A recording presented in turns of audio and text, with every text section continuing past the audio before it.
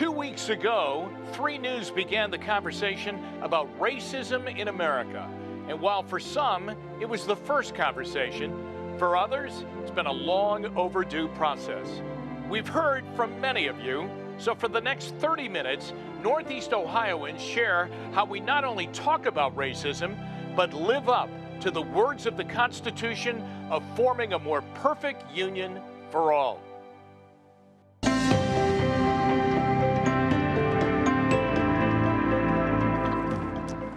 Good evening, everybody. On a spectacular night in downtown Cleveland, welcome to a special edition of Front Row Turning Point. I'm Jim Donovan, happy to be alongside Tiffany Tarpley again. And it is good to be here with you tonight, Jimmy. We are on the west bank of the Flats, and tonight we want to look specifically at how Northeast Ohio is responding to this turning point in our nation. And we want you to join in on this conversation tonight. Use the hashtag on social media, 3Turning Point. Now, there's another way you can do it, too. You can text the word change. You can do that by dialing in to 216-344-3300, and that's going to give you a link to all of our coverage tonight. So let's begin with our coverage tonight, and we'll start with our own Russ Mitchell, who's just across the river at our WKYC studios, with a look at how artistically people are responding to this racial reckoning. Good to be with you, Russ. Jimmy and Tiffany, good evening to you both. Of course, since our last Turning Point broadcast 2 weeks ago, conversations about change have taken on a new urgency. In fact, in the last week, we have seen the demise of images like Aunt Jemima and Uncle Ben. We watched a nation that in many circles had never heard about Juneteenth suddenly embrace the holiday and reflect on its importance. And here in Northeast Ohio, we watched heavily trafficked roads become streets of hope. I have insomnia. You guys gotta watch those yellow lines in the middle. In Akron, for 2 weeks, community leaders searched for the perfect spot to create a Black Lives Matter mural. They found it here to celebrate an area with a rich, historic connection to Black artists. So there was just this eclectic of artists who had their businesses on the street, who visited that hotel to listen to the likes of Ella Fitzgerald, you name it. There's a marker still at the top of this hill for the Hotel Matthews. And so it just was fitting for us to really understand our history as it relates to Howard Street. And then, last weekend in Cleveland, East 93rd Street was paved with its own brand of beauty.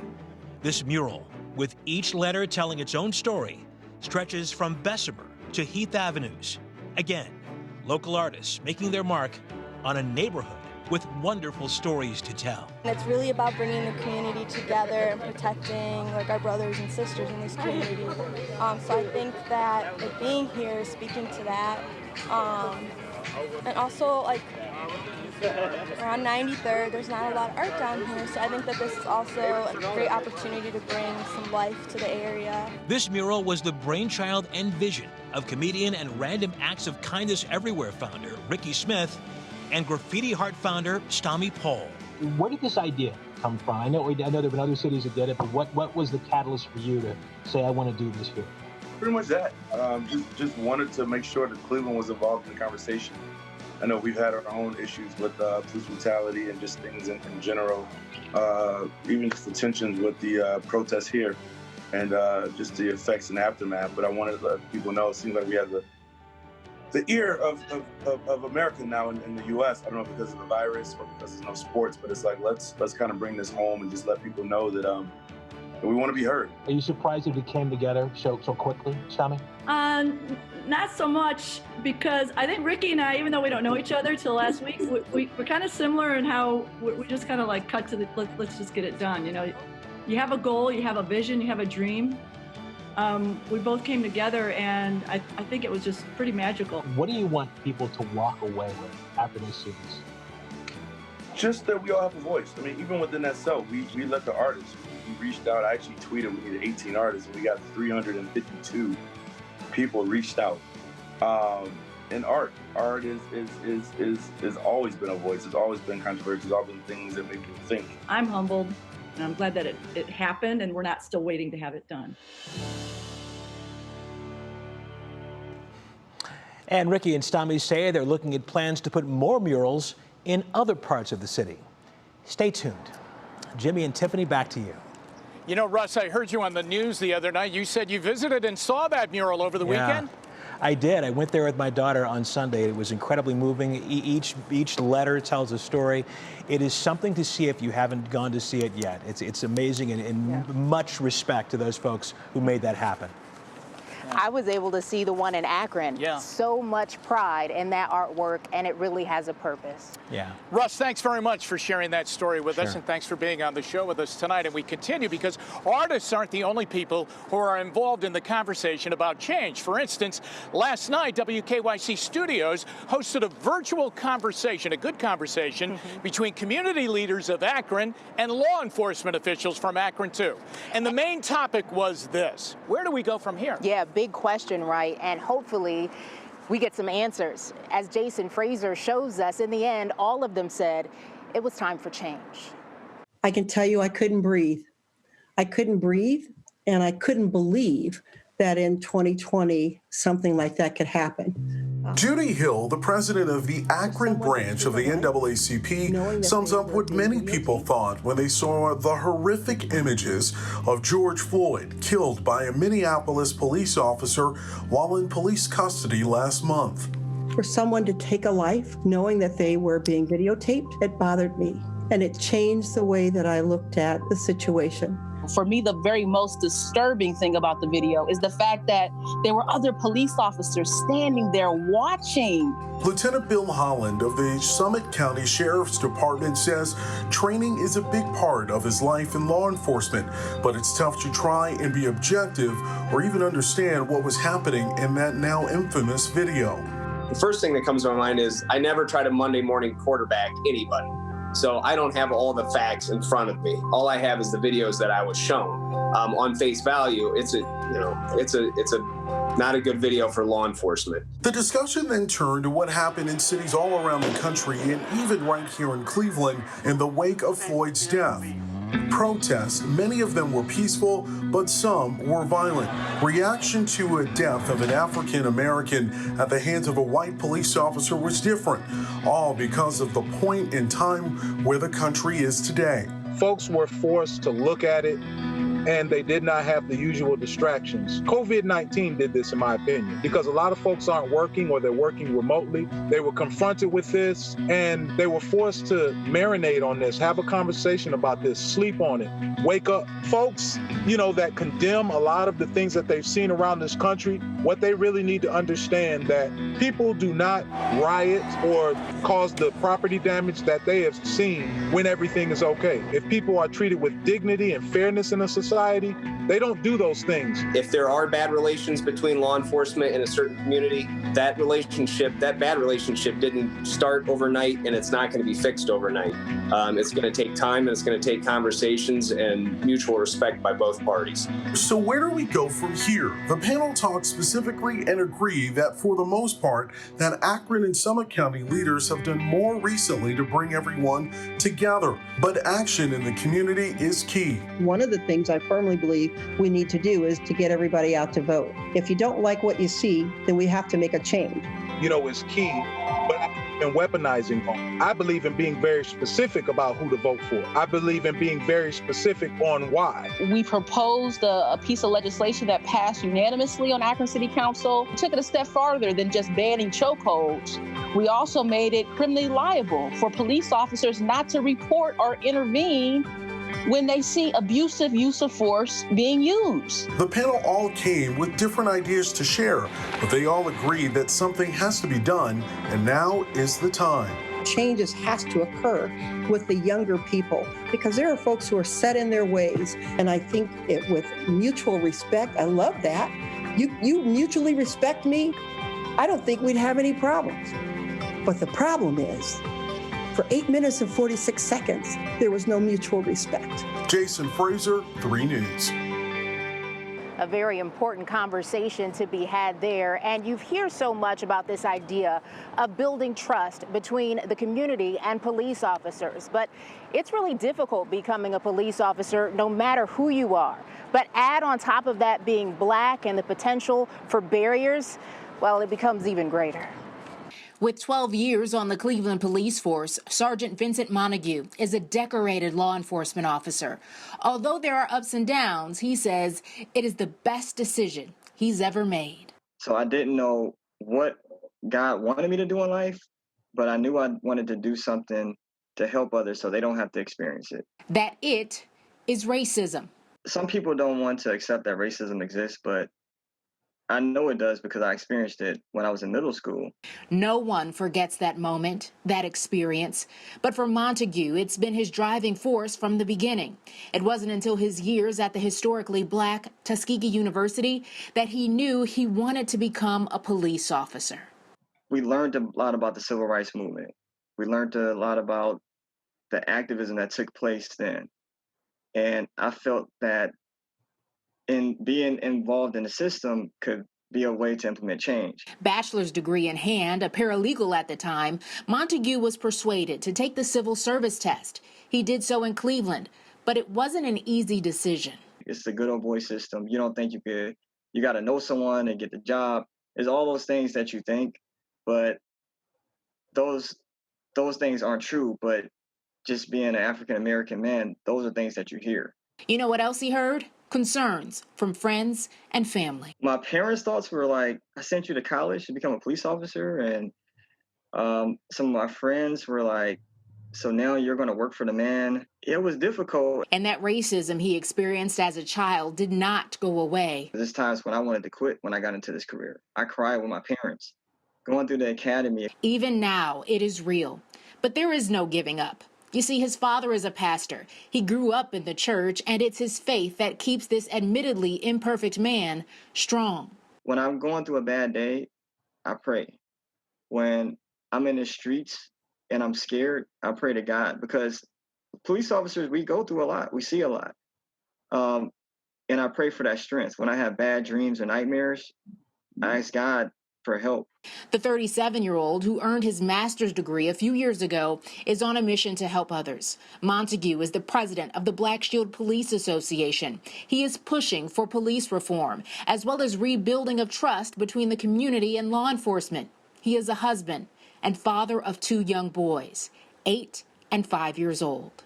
And once I had kids and seeing, especially the George Floyd incident, I'm like, I can't accept the culture anymore that we're defending things that are wrong, because I have kids that are going to grow up and I do not want them to be the next George Floyd.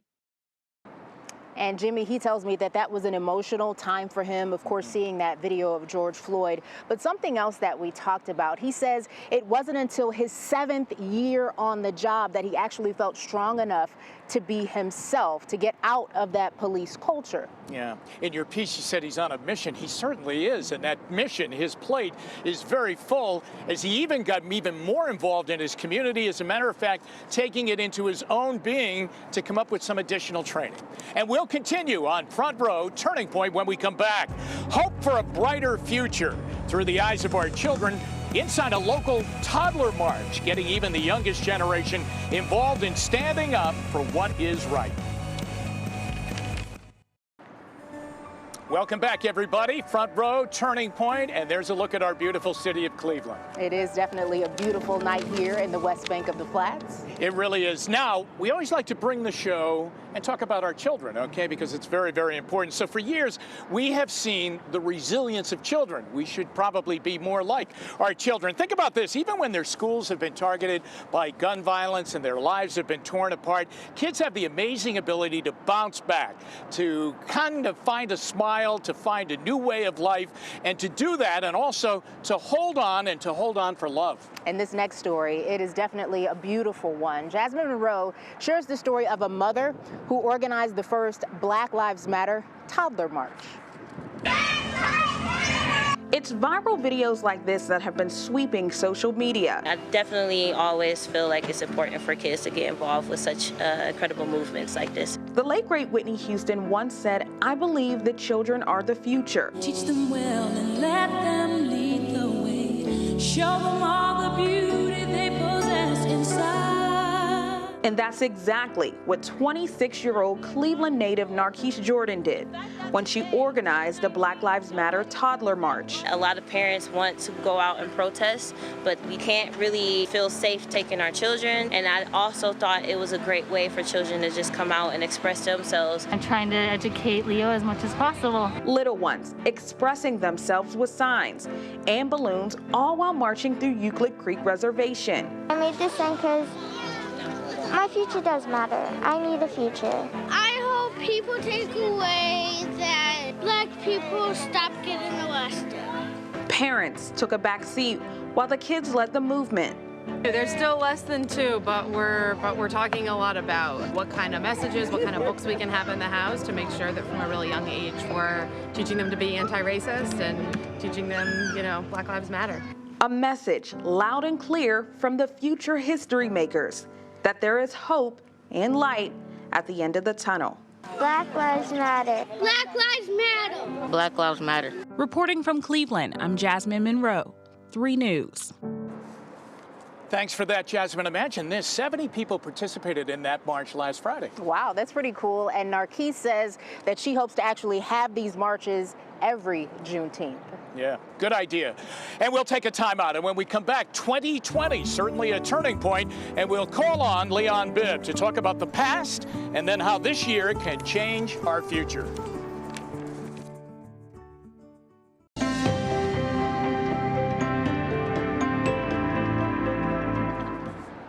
Welcome back, everybody, to Front Row, a turning point. Jim Donovan along with Tiffany Tarpley. Thanks for being with us tonight. I don't think I'm going out on a limb right now and saying that this year certainly has been a turning point. I mean, think about it. We're going through and right now are in the midst of a pandemic, and we're doing that together. And so yet another chapter in our complicated history of our nation. Yeah, and so 3 News commentator and senior reporter Leon Bibb takes us back, shows us our past, and also where we're headed on this new page in our journey.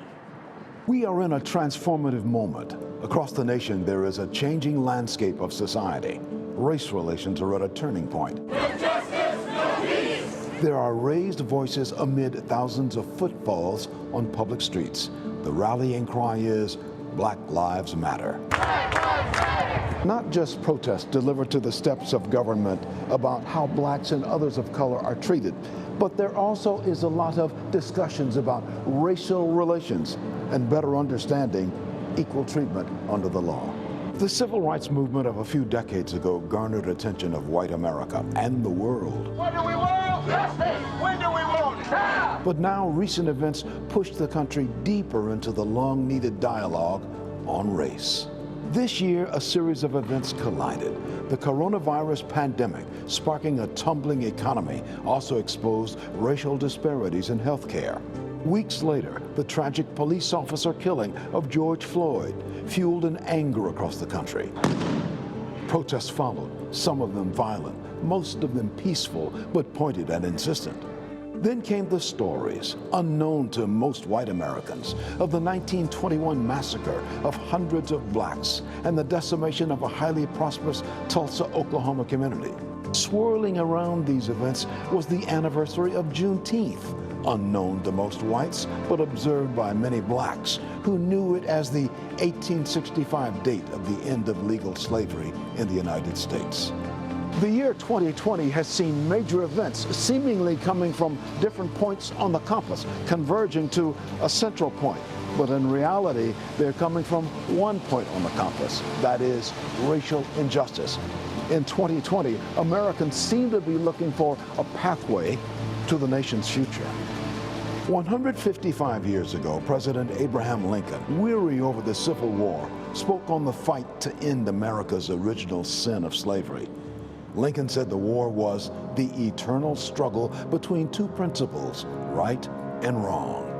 103 years after Lincoln, Martin Luther King Jr. spoke on the dream of an American racial awakening. Somewhere I read that the greatness of America is the right to protest far right. Martin Luther King Jr. was assassinated the next day. His 1968 words still ring true. America has long been at turning points. 2020 is a continuing chapter in a movement.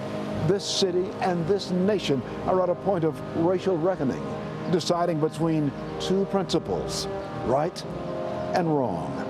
For 3 News, I'm Leon Bibb.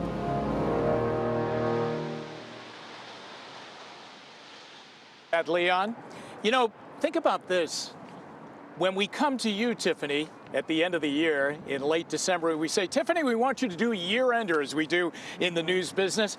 What an amazing piece that would be. Where would you begin? As Leon has pointed out, I mean, we'll talk about this year for ages. Yeah, we definitely will. And I think the most important thing about this year, as he mentioned, you know, we're often at turning points. Right. Will this one be the one that is lasting? We often see history repeating itself in new ways, and we're seeing it now. But will this finally be that time that we are ready for real change? So absolutely. And we're talking about change and how you get involved in change. And so tonight on this show, I think it's really been cool. Artists, they wanted to be a part of it. They painted a street mural. They had a toddler march. A black police officer in Cleveland, he wanted to do as much training as he could to be better. That's how you get involved in change. And we're back to wrap up Front Row after this. Welcome back. In our closing moments, it's important to remember 3 News is committed to helping Northeast Ohio with change and to make it a better place to live. We also want to recognize a tough anniversary, the anniversary of Tamir Rice, who would have been 18 years old, his birthday. He was killed by a Cleveland police officer in 2014, but as you know, his legacy lives on. Good night, everybody.